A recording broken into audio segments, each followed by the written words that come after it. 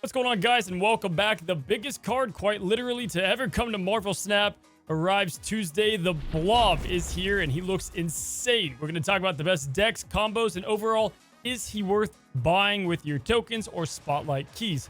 We're also going to break down the craziest and probably biggest patch that we have had in Marvel Snap. America Chavez is dead. We got winners, and we have losers. And today, Alex and I are going to break down our opinions on the patch. And then lastly, we're going to talk about game features, smart decks, are they smart, and a whole lot more that came out in the recent patch. We're going to talk about that all today and more on this episode of the Snapchat. And as always, I'm joined by Mr. Alex Coccia. Some know him as the Elephant Hater, others as the Christmas Hater now. But I will say, you had a huge amount of fans against Last Christmas in the comments.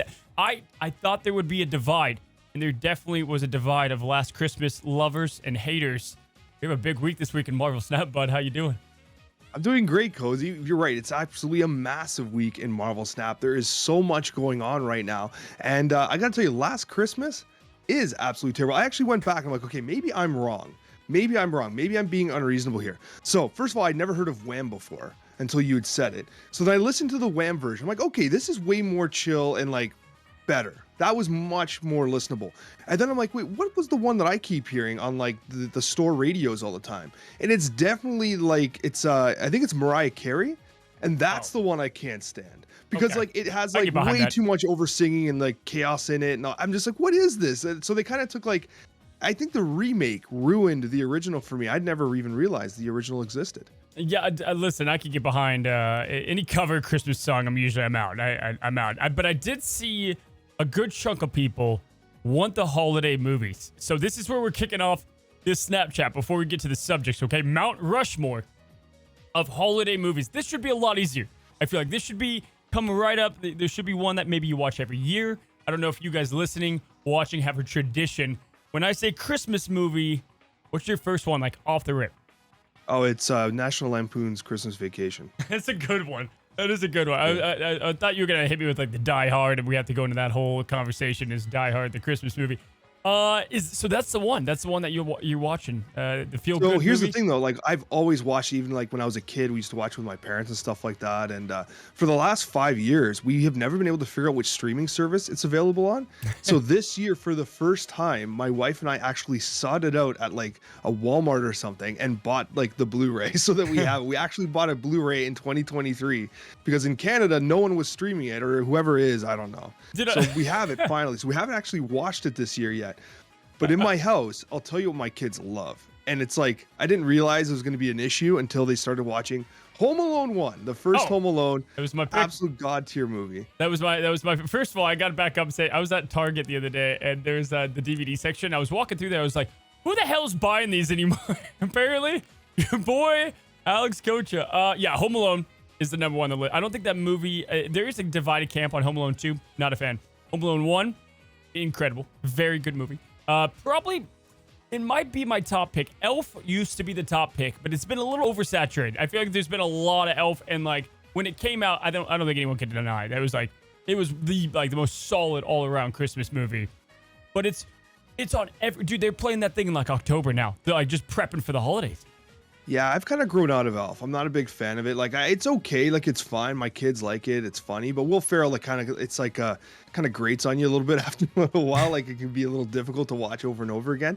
It's the most quotable, though. It's most quotable, I feel like. Yeah, it definitely has quote. Like, definitely has like really high end moments. Like when he freaks out in the store is one of my favorite moments in it. Yeah. Okay. So Home Alone, the Santa Claus, the first one, I think is a banger. I think that was a really good, solid film overall. And then my sleeper pick. Have you seen Four Christmases with Vince Vaughn?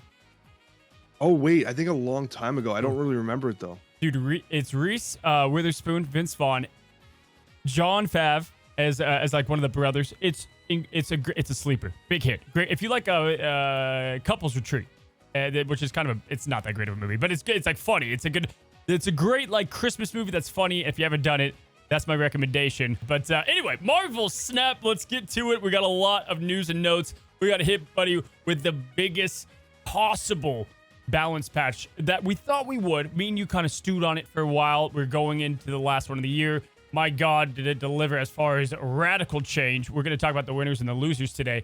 And then we also had big updates we're going to talk about, things, game features that came in, some missed, some hit. Alex, what are we talking about on your side of the Snapchat? Cozy, we're going to be talking about Sebastian Shaw in review. It's been a wild week with the season pass card, and we're going to be giving our impressions and our review of it. We'll also be discussing the top 10 Silver Surfer cards in ranked order, and one might say that Sebastian Shaw might have been someone to inspire such a topic. And then finally, we'll be doing our weekly mailbag, one of our favorite things we do on a weekly basis. Oh man, Sebastian Shaw. I'm excited to talk about him, break him down. He was, God, he reminded me of an old season pass card almost, if you will, but we'll break him down more on that side.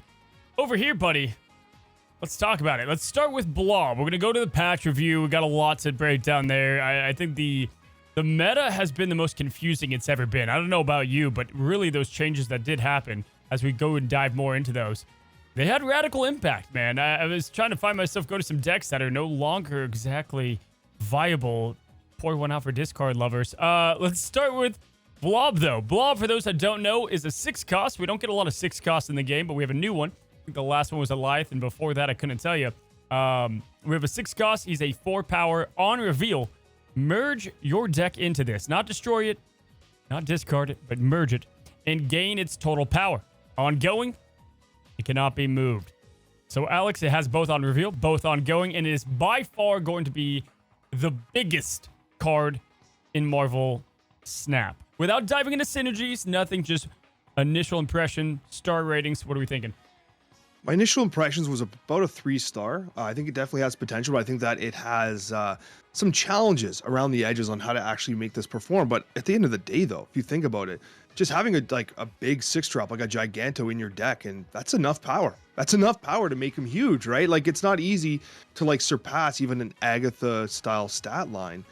So you can't deny the potential, but there's definitely going to be opportunities to destroy yourself when this thing comes flying out of X-Mansion or whatever it might be. So a really fascinating card. It's gonna be one I want to get my hands on and test more. Yeah, for sure. You want to get your hands on Blob, Alex? Oh, look at him. Absolutely. This Blob looks like the best cuddler in Marvel Snap. Oh, absolutely, man. I mean, he probably smells bad. I mean, somebody has to sit next to him on an airplane. This is a big, he's a big man, and he can't be moved. Now, Alex, I love what you had to say about him. I'm probably going to give him more of a 4-star to go into your second point. I want to dive into that more of just being a good statted card, maybe 3.5, but I think he does a lot in one thing. And if you get him in your starting hand, you can play the game a lot differently than if you're waiting to get him. So he does give you different levels of play. I'm telling you, I think Blob might surprise people in his overall versatility, viability, and ultimately flexibility. I love what you said. It was going to be my biggest takeaway to start us off. People are trying to build decks around him when you almost just can look at him. It's kind of what Annihilus was with Sentry. Just look at him, and you're going to get a good static card. You're going to get a big stat to finish off the game. So if you're trying to go off a combo, okay. But if you just want him for the power, you have that, right? And what I love about it is, Phoenix Force is a great example. It's a deck, when it hits out big, right? But you need the right things to happen. But if you get Phoenix Force late, it doesn't. You didn't destroy a card, you're done, right? Blob, though, doesn't need really anything. He can shine when other things happen, right? We're going to talk about the synergistic cards with him. But as a stat card, dude, if you just have, let's say, a Maximus in the deck and a Lizard, okay, that's 12 right off the rip, right? So you're looking at 16 power on him with 2 cards, and you can have another in there. So it's got some massive potential. And again, as we go on, I know we have the season pass card in January is a 10+ power card. We've got Obsidian coming out in March or in February. That's a 10 power card. So we have a lot of big cards still coming to the game, which you'd love to see. But Alex, we got to start with combos, right? Because I feel like we've got a lot of archetypes that could work, or some at least. But I'm telling you, the one that's the nut, the one that's really okay, hold on, is going to be Taskmaster. If you can get Blob out in some form, whether that's Wave, Electro on, get him out on 5, and you happen to have Taskmaster, tell me that's just disgusting, right? Yeah, it's pretty cool. I've been trying to fool around with the idea of using Taskmaster as well, and the current line that I've been working on is a deck that utilizes Invisible Woman, because you can play Taskmaster on the Invisible Woman on turn 5, close with the Blob on turn 6, and then Taskmaster is going to reveal hit the Blob, right? And I was actually even playing with on my pen and paper design, running Quicksilver and Domino in those decks in order to keep cards in the deck to keep the power big, right? I don't know though. It's brewing. We're brewing, right? Which is what we want to do. I don't know if it's going to be good or not, but that's one of my ideas. I'd rather skip turn 1 and have a big card in the deck than have Quicksilver. I don't know if I could ever have him in the deck, but the Domino, I can get behind. I would love to see Domino get a little bit better. And as a 2/3, you know, I honestly have not played Domino in ages, dude. Absolute ages. But as far as archetypes, buddy, I mean, it's hard for me not to think. Obviously, we go to other 6 drops here, but for me, I have to play him in Hela. I think Hela's gonna be the archetype for him. It might be his best deck because I was just stewing with Hela. I just had a Black Knight guide go out. Hela's actually putting up some really respectable, dependable win rates right now. There's a lot of ways to play it. There's alternate win conditions. And now we have yet another alternate win condition. Imagine now playing whatever it is in your Hela deck, and you have one lane doing pretty good, and then Hela gets discarded. But you have Blob still, and you're cooking Infernaut and Giganto. You have a 38 power play on turn 6. Yeah, it's pretty cool, and I really like the idea of using Hela as a secondary win condition in a lot of decks. Like that's what Black Knight does with Hela, which is really cool. The other side to that though is like the thing that's holding me off Hela and gives me a little bit of pause is the fact that you have Alioth now destroying unrevealed cards on the turn. So any Invisible Woman style plays with Hela, which is often common, can be very suspect because that Alioth will just munch those cards regardless of the turn that it was played on. However, yes, getting that Hela out, pulling Blob, and just erasing value from your deck, cards you wouldn't have accessed anyway, and just basically putting up massive stat sticks all over the board, that is pretty solid. I have not played Invisible Woman with Hela in ages. I'll be honest. I think it's a great combo when you don't have some of the other cards. Like if you don't have Black Knight, then you kind of have to. There's some cards that you need that are newer that kind of get Hela more dependable. The Invisible Woman, though, is the oldest trick in the book just to win. You know what I mean? Like, and I think the Tribunal Hela deck still definitely likes the Invisible Woman as well, which I might. What do you on that note? And I think we can talk more Hela in a second. But Tribunal, I feel like I don't know if I would play him in the Hela build if I was doing a Blob Tribunal. I think I would make that its own thing potentially. What's interesting about the Tribunal version of Hela is that you're often running cards like Iron Lad. You're even seeing Magic, of course, and sometimes even Crystal. So it's oftentimes that you actually don't really have much in your deck, and the last thing in your deck, if it's like Iron Man, gets hit by the Iron Lad. So they actually try to draw through all their cards through 7 turns in Tribunal. Now you could get greedier, cut something like the Crystal, and keep the Blob. But those types of Tribunal decks will run, Iron Man and stuff like that. So there might not always be stats in the deck, which is why you have Iron Lad. So I don't know if it's a great fit for Tribunal, but much more traditional Hela, absolutely. Living Tribunal will be fun. I don't think that'll be his best spot. I think Hela is my favorite spot with, I'm sure on the tip of your tongue, man. What Big Boys Thanos is what I'm going to call it, maybe? Like the Big Boys Thanos deck. I think, how do you not think this is going to be great with Blob? And we both brought this up last week on the Snapchat. Is this where you're going to go first? Where are you going first with Blob? Is it going to be Thanos? Yes, it is going to be Thanos for me because I do want to try like the Taskmaster Invisible Woman thing, but I think that's going to be a little more like niche. I think just in terms of general, like this is just going to be a good deck that works in an existing archetype that is good. It's Thanos for sure. And it doesn't seem like it has much of a downside. Like I just do not see the downside in playing something like Blob and Thanos, because even though there's a lot of small statted cards in there, like you do have like Devil Dinosaur is not going to be a massively statted card in a deck.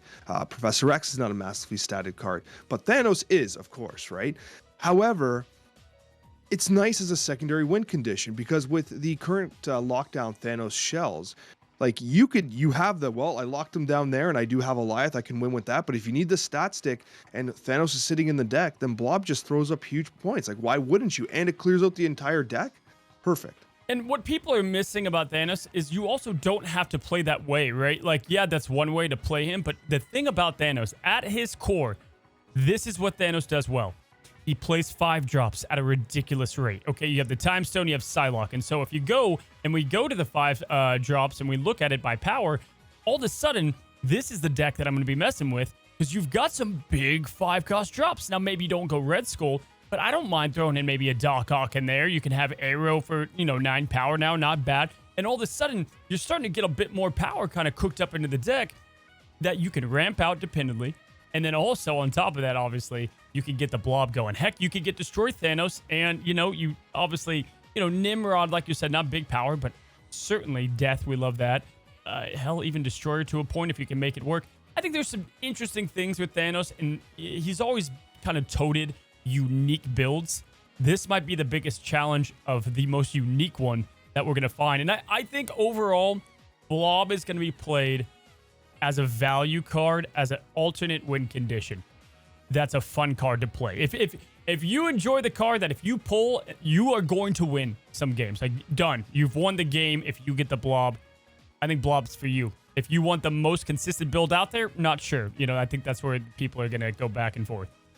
Yeah, like if you just basically drew poorly, you're still late in the game because maybe they drew poorly too, and you have some banger cards still in your deck. Blob's a great way just to throw out massive stats. Yeah. And I love what you're saying here. Like, don't necessarily build your entire deck revolving around Blob. Use it as a supporting piece in a deck that already functions well to give you a secondary win condition. I think that's the best thing you can do with Blob, right? Don't use it as like the linchpin card. Use it as a supporting piece when you need to basically just throw up a stat stick. Yeah, I mean, we just saw that with Shaw, right? Like, yeah, you could do some fun things with him, but like, Surfer is like where he shined, right? We'll break that down more.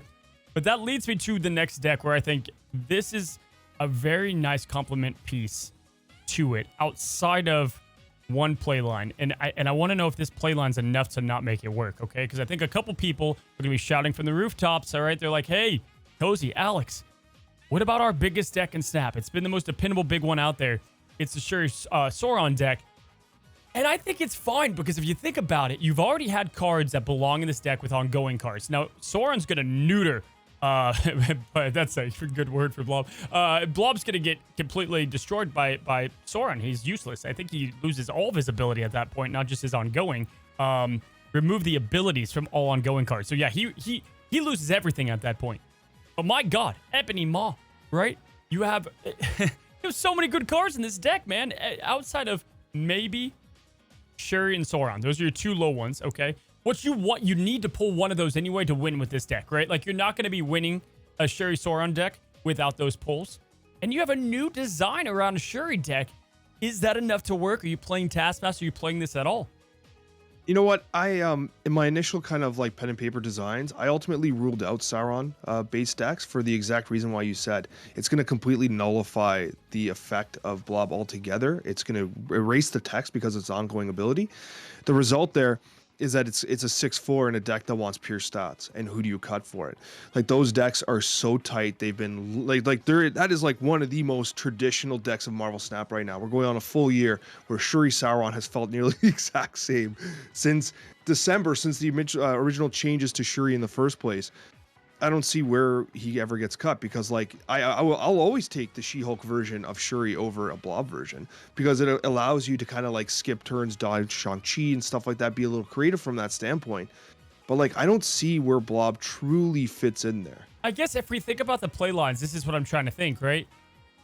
You get your opening cards, right? And let's say you don't get Blob. But in your deck still, you have Typhoid and you have Ebony Maw. Okay, and that's 17, which I get because then, and Blob's in your hand. It's a 17 power play. Even if Taskmaster's in there, right? And it's just Typhoid and Taskmaster. Okay. 14 power Blob. I mean, I don't know. That's my thought process. It's like, it gives you an out if you don't get Sauron. It gives you an out if something's a bit awkward of a play line. I want to see it in testing. This is the one that I'm like, I want to see it played out over multiple games, and truly if it adds a dimension of, wow, this is actually going to be working more as and it may, you're right, dude, this and Destroy. Anytime people try to add cards to these decks, like Black Knight, there's a Shuri deck with Black Knight, and it's fun, but it's not better than the Shuri deck on its own. Yeah, and I guess the other concern is like when do you snap in a Blob Shuri deck? Like if you don't draw your pieces, like you snap Sauron, you snap Shuri, like you're not snapping on, well, I got the Blob. And like I just like I totally get what you're saying, and I think there could be a shell that works, but like Sauron has consistently been one of the absolute best cards in Marvel Snap, right? Yeah. And so I think that the solution to I didn't draw Sauron or I didn't draw Shuri is you would just retreat. You know Yeah. what I mean? Yeah. You don't wait for the turn 6 blob. You just Yeah. peace out and give them the cube, right? And I think that's probably the best answer. He's definitely one of those cards this is why I think he works in Hella so well, is like because it's already one of those like it's not a win more card, but it kind of is, right? Like it's already, you're getting like this, like, holy crap, Hella's already like, what's happening? These cards are going everywhere. And when Blob goes to a location with Hella, all of a sudden you have a 34 power in one location. You're just begging the Infinite to go to another one, and then you win, right? Like, at that point, because I don't know about you, but, like, you know, Black Cat and Death going into the same location, or, like, it's sometimes, like, Hella, it's so much power, but it's just not played out well. Whereas Blob can fix that. Maybe. I don't know. The kind of like, you know, deck digging RNG style decks with Lockjaw Jubilee, I don't think that ever has a role for Blob because you just destroy yourself so fast, so hard. I don't know. I actually had a point though, and is this actually a low-key counter to something like a Black Widow, keeping value in your deck, right? Black Widow delays the card draw by 1 and then keeps something in the deck for Blob to kind of... Is Blob wearing a bikini? It's more of a one piece, but I think it's well, the bottoms, honestly, with the shadowing, it looks like he's wearing nothing down there, and the O is just doing some big time censorship. I don't know. It just hit me as I was saying that sentence. I think is Blob naked? Is Blob naked down low? Or is that a bikini? It's a bikini for sure. Okay. I had a really good point, and now it's gone. Hold on. Did I derail you with Blob's bikini? Yeah, well, I was the pictures, the images were going through my head. Ultimately, I think these are my favorite places for Blob. Okay. If you guys want to know, I want Blob. He's a fun card. I don't blame you. I honestly am going to get him for the fun factor. Have fun with him. If Darkhawk is ever top of the meta, he's a fantastic Darkhawk counter as a value card. He gets, he's like a Killmonger in that sense. Who cares what he absorbs? He literally gets rid of the Darkhawk on the opponent's side. That's a win in my book, okay? Number one. Number two, I think ramp is a lot better than we're giving it credit for. I think there's some ramp decks out there, high power ramp decks, that are going to be consistently good and work overall. You don't care if Taskmaster's in there because you have other ways to get out the big power. Love Blob in that instance. Lastly, I do think Hela, Thanos are going to be your other best bets. Alex, I talked about it last week, though. I'm telling you, I'm starting to see creators, I'm starting to see players come to the light. Come to the double upside. My God, finally, come on over. Plenty of room. Moon Girl decks. I still think the idea of clogging your hand with She-Hulks and cards and keeping your hand full of with Coulsons and with Nick Furies. I love this idea in Devil Dinosaur. Okay, I don't care if there's a couple low-power cards because you're never drawing. You just have your hand full and then you get the Blob, or if you have them in the hand to begin with, you merge the deck and you have a big, big stat line. I love this because what was going through my head there is, first of all, I'm a huge Moon Girl believer. I love Moon Girl, one of my favorite cards in Marvel Snap. But it's like, how much power do you really need to win the game, right? Like, how much power do you really need? Like, is Blob getting to 15 enough? Really? Like, that's what Werewolf by Night does, and it seems pretty damn good for Werewolf by Night. But it's like so funny to think like, yeah, that kind of deck could easily get Blob into like the 20s, right? Easily into the 20s. Like, you only need a couple big hits, and the card's massive, right? Which actually makes me wonder if Chavez got hit to nerf a little bit of the ramp Blob you were talking about too, right? Because Chavez would have been an easy 9 power. So, yeah. I mean, there's so much to talk about with Blob, and I do like the Moon Girl. I can't wait to see you brew up that deck because I'm always here for a Moon Girl deck. In short, guys, just read the ability, right? I think that we are having some fun saying Hela and Thanos, but just probably he's going to be a decent value card. You don't need a lot. There's 3 cards on average left in the deck. If they were all 3 power, that's 9. He's a 4. It's 13 power. That's not a bad card, right? So I think overall, he's going to be able to be a lot more flexible than we think. I know we're having fun with the builds today. That's why I have him pretty highly ranked. He's a good Darkhawk counter. He can be plugged in a lot of decks. And then if you want to go the high, crazy combo, 1 card, big power, maybe even 50 plus power, 70 plus power. We're going to have to see how high we can truly get Blob. Then this is going to be the card for you. It's fun to talk the decks, but ultimately, Blob's just going to be a good value card. Well, Alex, it's that time. We got to talk about the patch, and this could be a long discussion. And I want to start out with saying I didn't think your reaction was what I thought it was going to be. I thought it was going to be flipping tables. You know, Alex, Mr. Angry Alex, you're so even keel. Chavez, we talked about this on the Snapchat to great lengths a long time ago.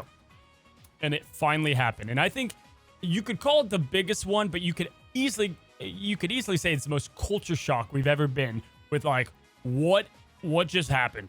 We just got a card deleted from the game. It's only happened once before in Spider-Man, and even that was like way less than what we're looking at now. America Chavez, the great, we have lost. We have a lot to break down. Buffs, we have nerfs, we kind of have some flat lines. Let's talk winners and losers. We're going to get to Chavez, but not quite yet. Let's talk winners first, Alex. Hit me with the winners of the patch so far, in your opinion. I've playtested them all. I don't know if you have, but I've got a good idea of who kind of won and lost. Oh, absolutely. I've been playtesting all of them. And one of the big winners for me, and like disproportionate to the others, I think is going to be Black Knight. I think the change to Ebony Blade is absolutely insane. I think it's massive. I mean, it can't be Shang-Chi. Oh, no, it can be. You only have to play Enchantress first and then Shang-Chi it. So you have to commit 2 turns to getting rid of that Ebony Blade. I think the Black Knight change is massive for the card. I think we're just going to have to brew a little bit to get this deck firing on all cylinders. Yeah, so I released a deck guide, and I played a lot of Black Knight, because I was already playing him beforehand, like, oh, let's make him work, and it wasn't that he was a bad card. He just like, why aren't you playing Dependable Discard? Why aren't you playing Hela at that point? Exactly. Even in Hela. Let me tell you about Ebony Blade. So after playing, no joke, 500 games, I feel like I've played a lot of this card.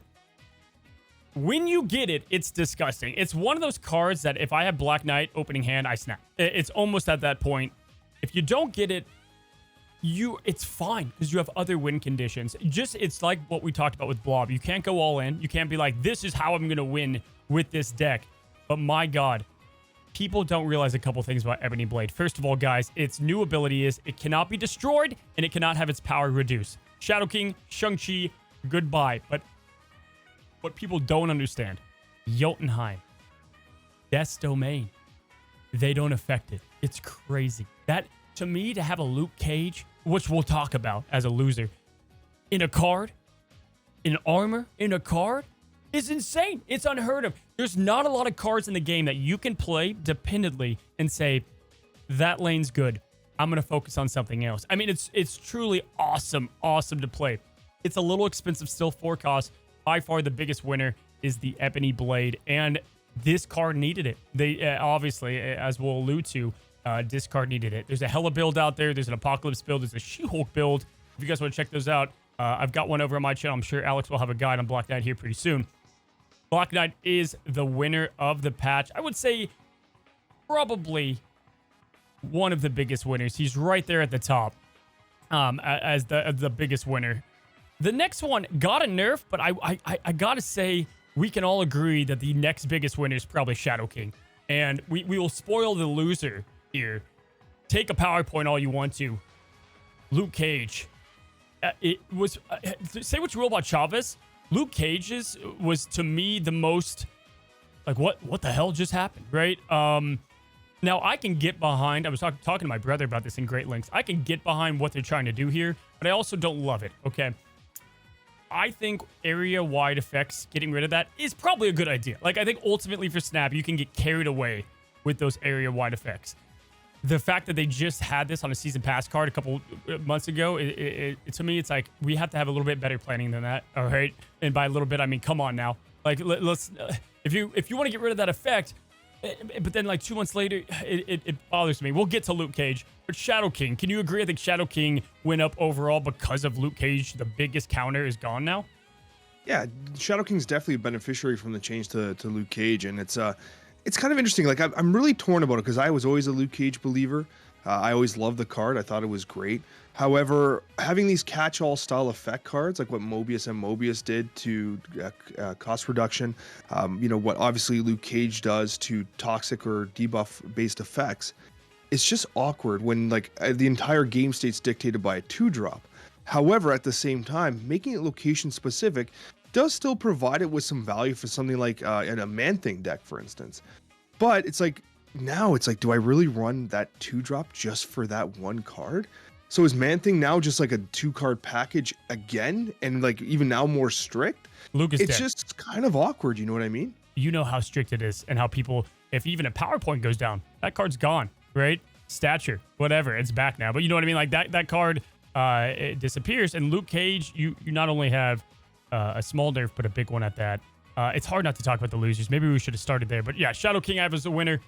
The card, you said it in the intro, but I've got to say, I got a lot of crap over the last month of posting a lot of Ravonna decks. Ravonna was a card that I was pushing non-stop to people. I believe I may have been world's first, I don't know, split. I had it the second they gave her the original buff.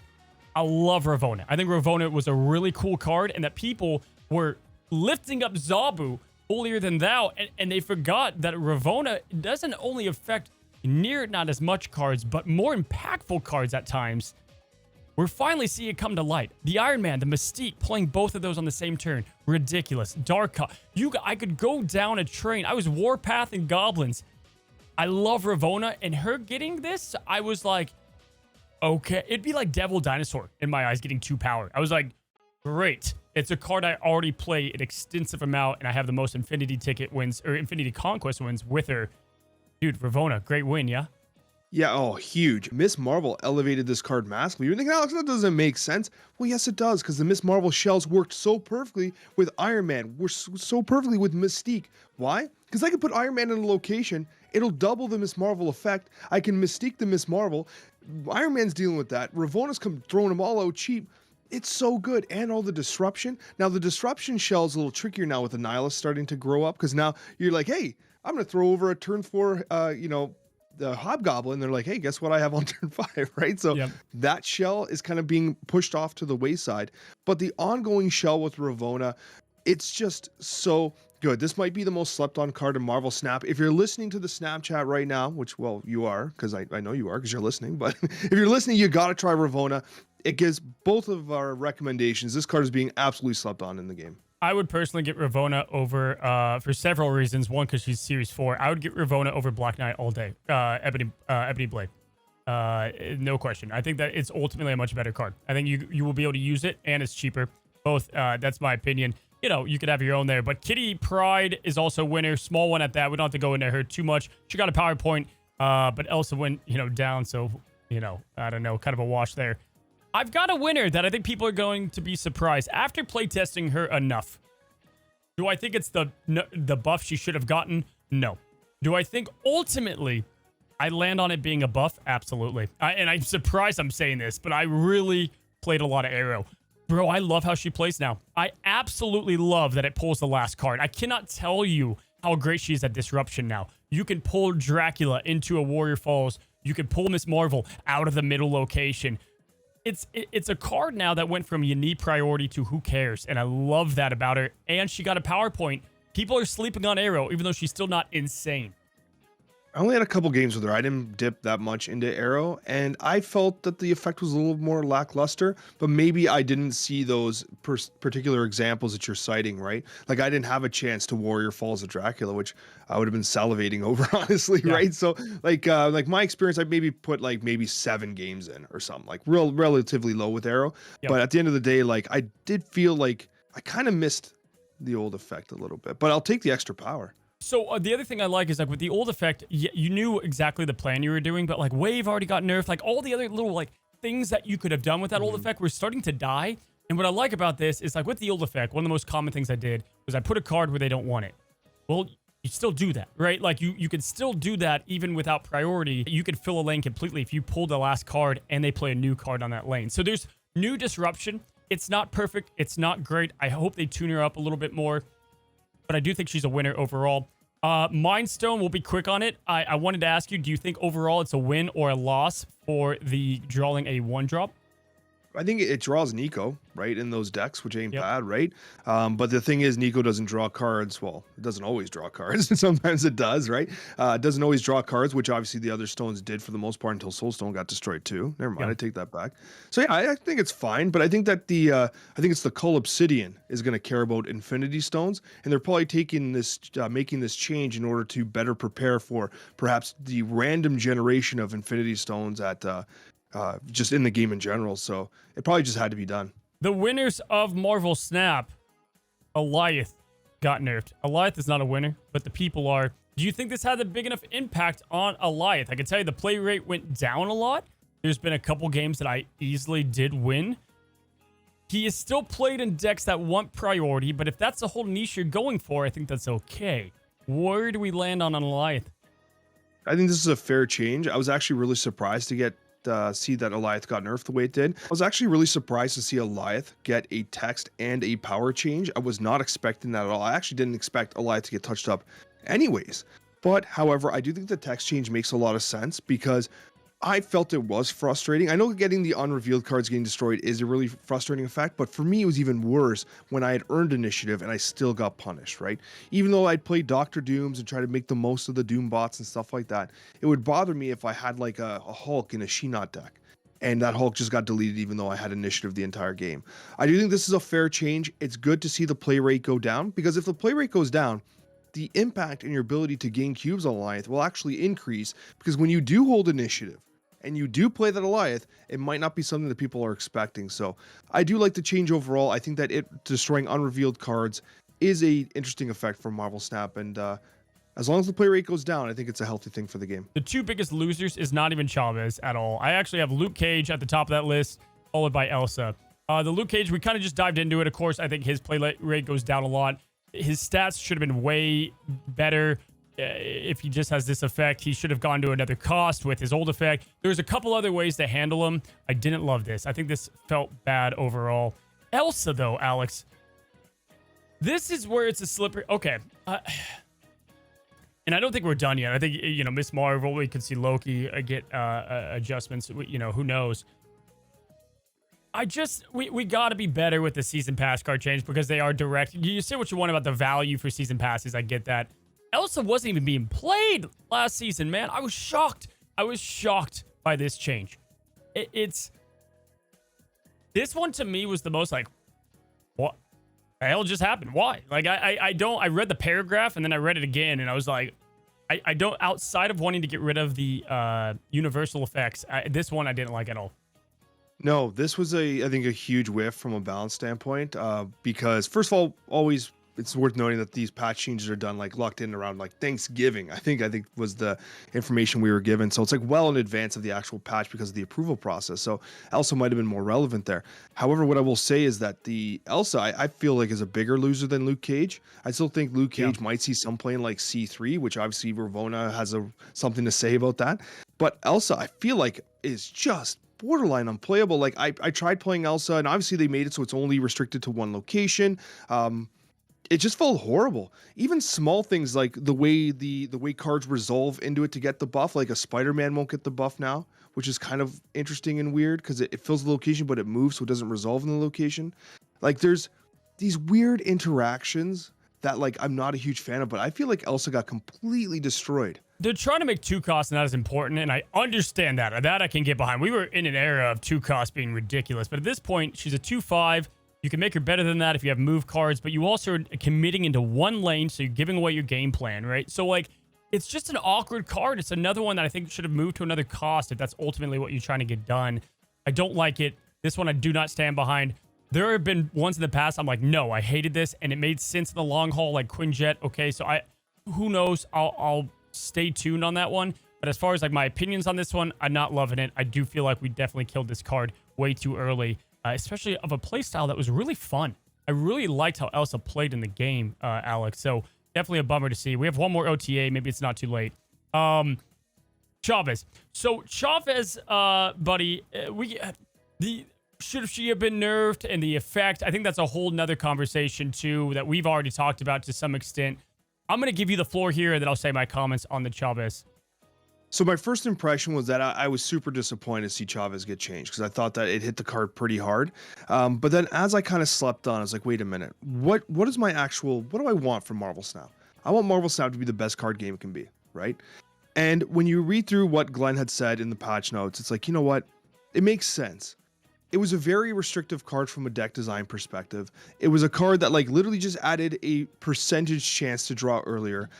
And it ultimately pushed more interesting cards out of the meta or out of decks, right? It basically occupied a slot where you could have put another card in to do the thing that Marvel Snap is known for, and that's have really cool interactions with your deck. So, while it broke my heart to see one of my absolute favorite cards in the game get knocked out of its original capacity, I have come to terms with the fact that it does make Marvel Snap a better card game, and it's better for the game as a whole. And I'll let you talk about this, but I actually think the effect is pretty good. I actually don't think it's a bad card. Oh my gosh. And I heard, yeah, on your update video, what did I reach out? I reached out to you and I'm like, you think Chavez sucks? Like, what? And you're like, yeah, the card's bad. I'm glad you've tested it now. And you like, I was a little disappointed, Cozy. I'm sorry. I got emotional. I get it, dude. I'm actually shocked by your evaluation here because we had this exact talk a couple weeks ago and you couldn't get behind it. I was like, wait, but design would be better for decks. And you're like, no, but I get it.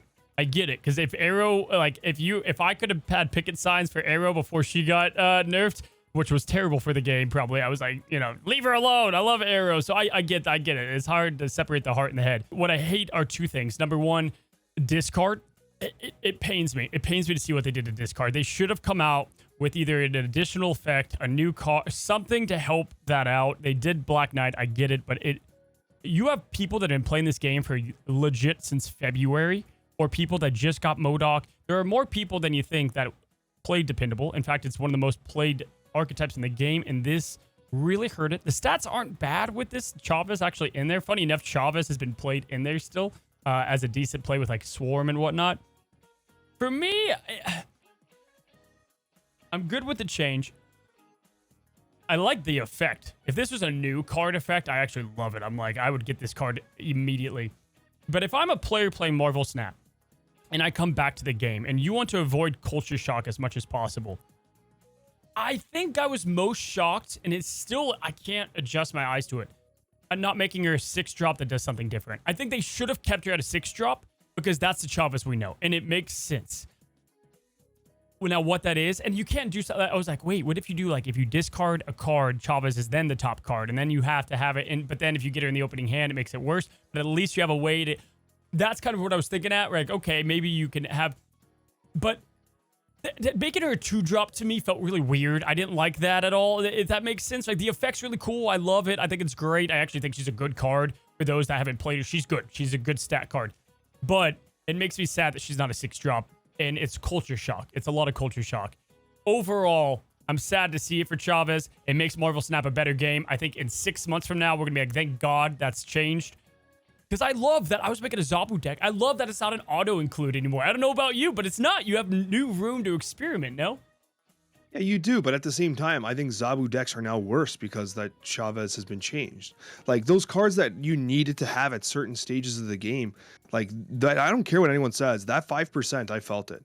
Like, I 100% felt when Chavez was in a Zabu deck and when it wasn't in a Zabu deck. And so this actually kind of ripples across the meta in a unique way, because there are certain cards, like even Black Knight. Like, yep. Black Knight needed Chavez not just because it was a discard card, but you want Black Knight early. Yep. You want it in your hand early. So, like, it has this rippling effect that, like, cannot be slept on. It was a huge change. You know what I'm seeing more, though, and I can get behind this? Like, I get the stats thing, man, but those are, I feel like that's for a few thousand people that play super competitively. I know people that just liked Chavez because their hands sucked, and now they have a play on turn 6. Like, that's what I think a lot of people are missing, too. You know what I mean? Like, oh, man, I don't have nothing here. Oh, I got a 9-power card. I can win with this still. You know what I mean? So, like, that... I kind of miss that, you know? I'd miss that even, of, like screw the stats sometimes. I miss having Chavez as that final play. You know what I mean? Like, just having her as, like, a good thing you can depend on. And now that's gone. So... There's separated camps. I can leave off with this, guys. This is its own metric. Do with it as you will. I've made hundreds of videos on Marvel Snap. Accumulated now, I don't even know my numbers. But I can tell you this. That update video was the number one update video as far as view and performance-wise.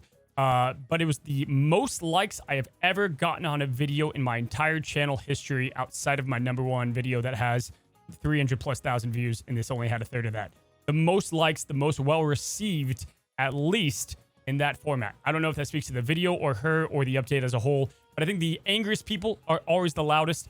You're going to hear the Yelp reviews are always negative reviews because as the hair in the soup, you don't leave a place and say, that was great, I'm going to leave a review. It's usually when you're pissed off.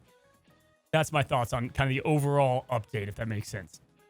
It does make sense. And on that note, definitely leave us a review on the podcast platform of your choice. We do appreciate that. Positive, if you so desire. What I will say, though, yes, Cozy. Did you see the Spotify recaps? For those that did Spotify recaps and tagged us, I saw a couple of you guys, the top 1% listeners of the Snapchat. That was really cool to see. I don't know if you saw that. Yeah, it was really awesome. Yeah, I didn't. It's, you know what? I'm really so fortunate. Like, I consider us so fortunate to have like this wonderful community around us. And like, yeah, I really loved getting those tweets as well. We were tagged in a bunch of them. And it was really cool to see that people really, like, people were watching like thousands and thousands of minutes of the Snapchat, right? Which is pretty cool. Yeah, dude, absolutely wild. Well, lastly, Alex, that takes us to the new features in the game. We have albums, we have emotes, we have smart decks. We're going to get to albums. But let's talk about smart decks. Are they smart, Alex? And I have to say, outside of some funky things happening with the initial data, like right whenever you got the game, I am pleasantly surprised at smart decks, at the same time let down. It's a both, if that makes sense. It's made building decks extremely fast, like I talked about. I love that. Also, if you go to like Phoenix Force and you click this, if we add this to the deck, we generate the deck right here, it's going to make literally the best Phoenix Force deck. This is an insane Phoenix Force deck at the moment. So it is working great in a lot of cases. However, there are some where it's like it will put in Spider-Man 2099 with a move deck with Vision with no way to activate Spider-Man 2099, right? Like there are some awkward things, but overall, man, I think this was awesome.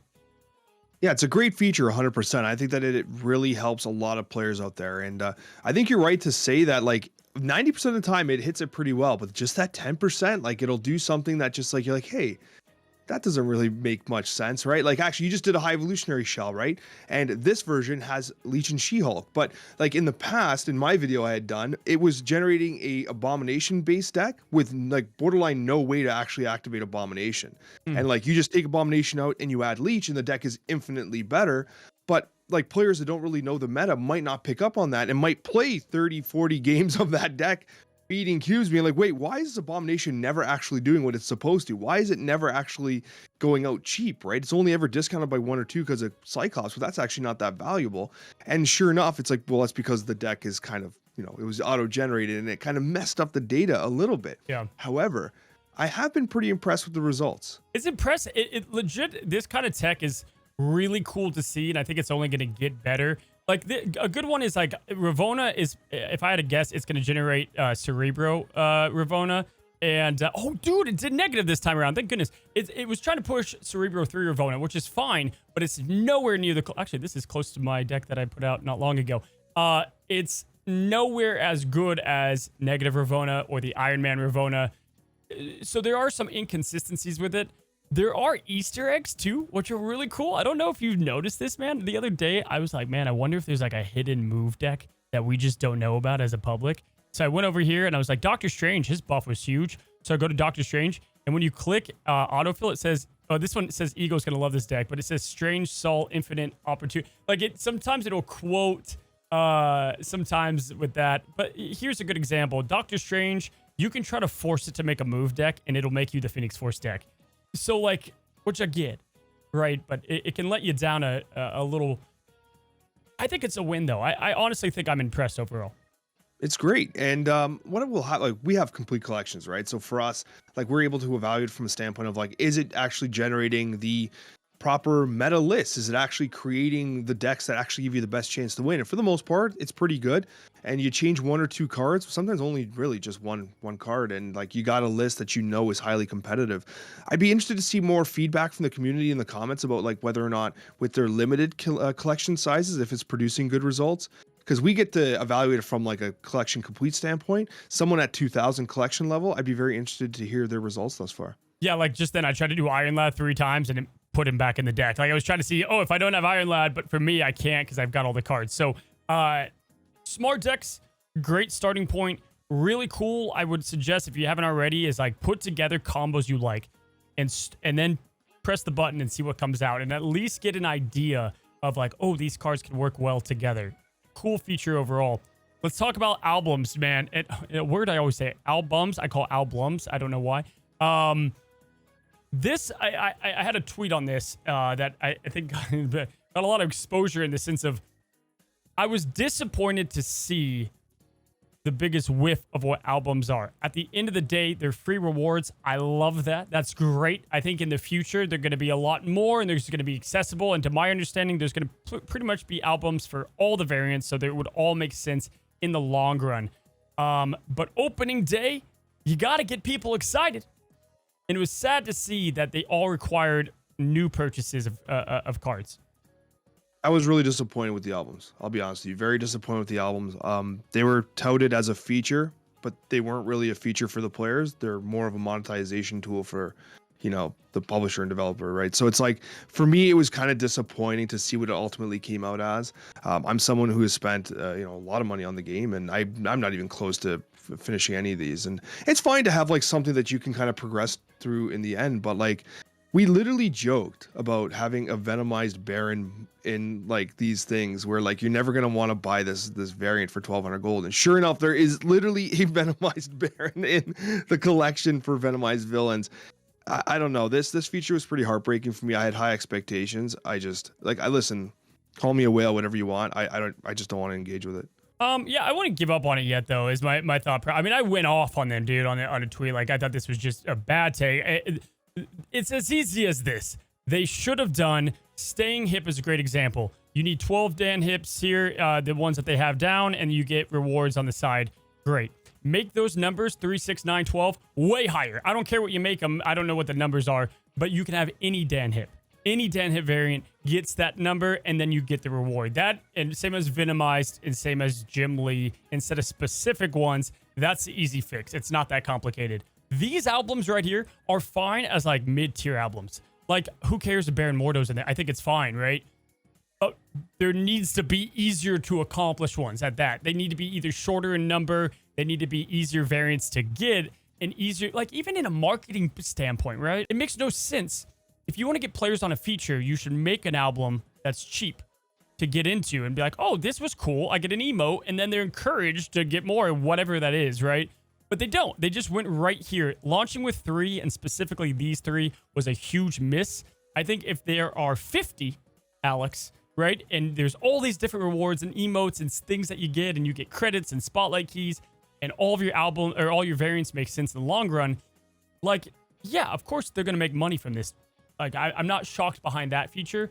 It's that there's only 3. It's these 3 they picked to launch with. It's very culture shock that this was built up for a while.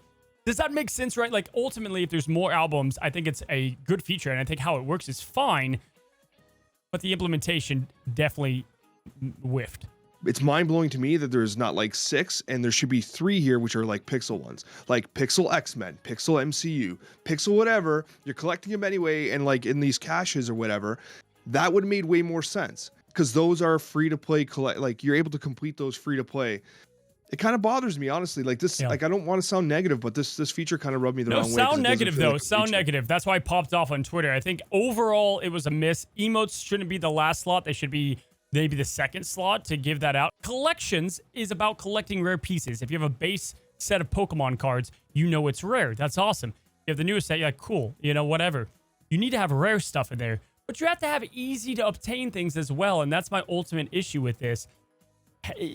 Give players ones with emotes. Make it a little bit easier to get these. And really just the easy fix I said is don't make specific variants. Make it towards any 12 and then have bigger thresholds. That solves the problem. Then you're not forcing certain variants on people. And even if you are for the whales, it's not even nice because you go here and I can't even click on one of these. You can't see it on the screen, but I can't even say buy this variant. I have to hope it shows up in my shop. It's like a weird...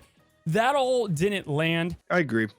Like, it's at the end of the day, it's nice to have additional things in here, but like, if you know, I would just have hoped for more. Like, at the end of the day, it's like they have limited development time, and there's limited development resources, and it kind of just breaks my heart that those resources went to this. Let us know in the comments below what you guys think. I know it's very divisive, and I think Alex and I both land on the player side here. So definitely second dinner. We hope they get our feedback. They already got mine. I definitely let them have it on Discord and everywhere I could. But hopefully you guys enjoyed today's Snapchat with the patch review, the Blob, and Smart Decks. And we will see you at Conquerors. Alex participating, myself hosting. Guys, go check it out. It's going to be a lot of fun.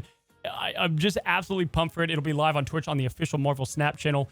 And Alex's side, we're going to be talking about Sebastian Shaw, the top 10 surfer cards with Shaw in the game, and that Snapchat mailbag. As always, guys, until the next Snapchat, we'll see you on the next Snapchat episode.